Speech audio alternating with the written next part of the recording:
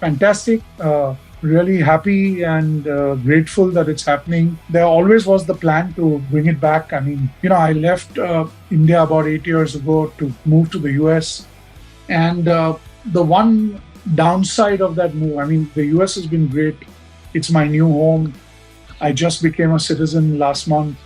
So, but India is always going to be home. And, Bombay is always going to be my city.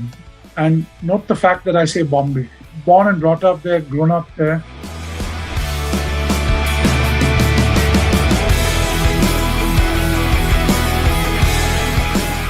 Change is constant. Whether it's in music, it's in life, it's in business, change is constant. And but the one thing that independence rock has always been about, I'll tell you, it's been about the music and the fans. I'm not sure if you've ever come.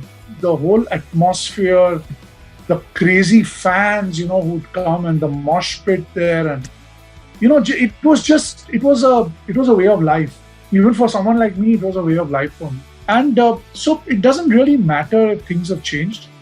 What iRock has always stood for is great bands, great music, and great fan experiences.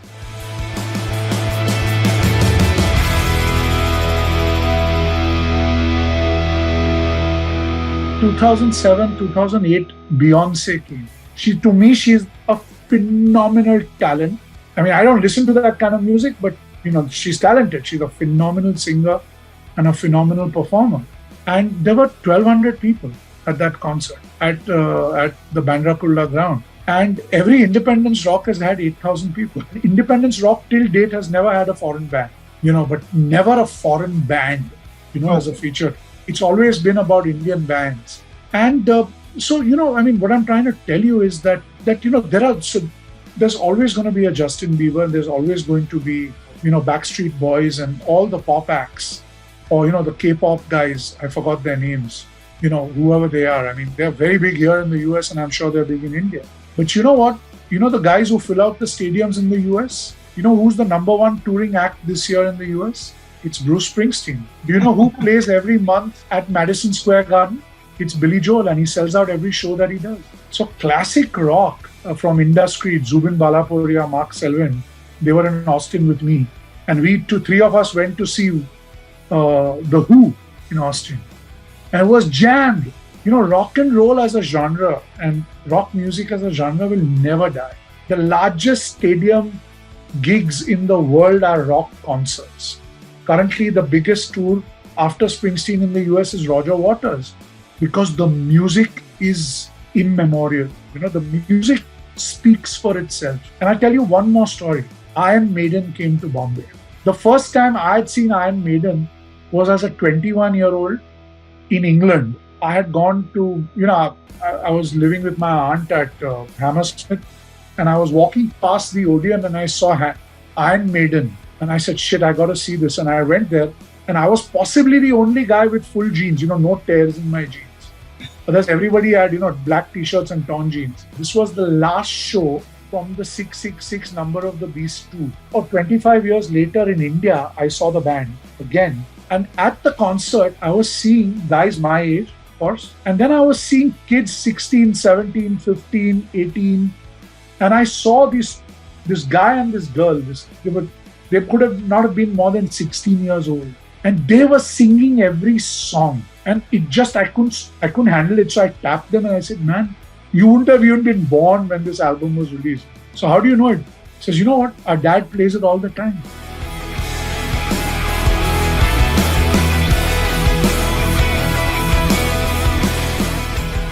I had a band. My band was called Mirage. There was, of course, Rock Machine, the previous avatar of Industry there. Yeah. And, we were to play Malhar. It was the biggest festival. This was the second year in a row that we were playing Malhar. We had played it the year before. And the year before, we had caused literally a riot.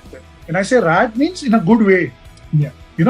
alug. Students were dancing in the... So the last minute, the principal banned the concert.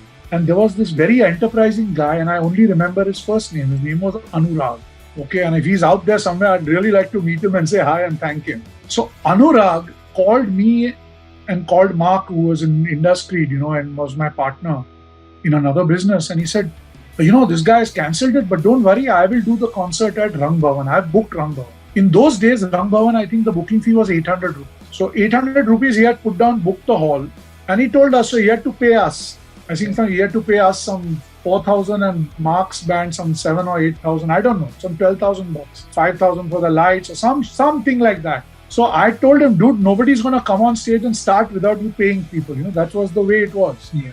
You get paid and then you go on. And at the morning of the show, we were there. We got a tempo, moved the drum kit. Roger had set up the speakers. We were doing a sound check. It was 1 in the afternoon, 2, 3, 4 o'clock, no sign of Anurag.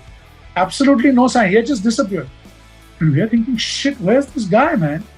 Because we had no tickets. We had nothing. We had no idea what he had done. We had just seen posters. And all this guy had done was put posters at Xavier, at the festival. So, we were, what do we do? Should we pull down everything and go back home, or do we go ahead? And he called the concert Independence Rock. And this was a cheesy name as far as I was concerned. But I said, hey, whatever, it was on the 15th of August, okay. So Independence Rock. And man, so I told Mark, I said, listen, man, I think, and I could see that the line was forming outside the venue. In that lane of Rang Bhavan, which is at Xavier's. So I said, look, why don't we just do this ourselves? Let's collect money at the gate and let's pay off the sound and the light first. And whatever is left, let's share it between the two bands. If you're okay, let's do it. So he said, yeah. So then, I remember karate in those days. So I called guys from, some friends from the dojo, and they came, stood at the gate as security, and they were taking, whatever, 20 bucks, 15 bucks. I don't even remember what the price was. For the ticket, I think it was 15 bucks. Okay. We're taking 15 rupees at the gate in cash and letting people in. And do you know what? We had 5,500 people there. And everybody got paid. We made more money.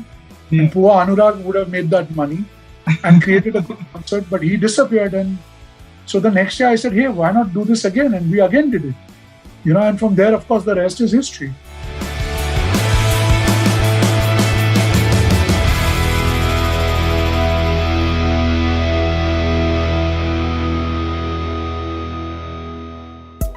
Subscribe to Midday India.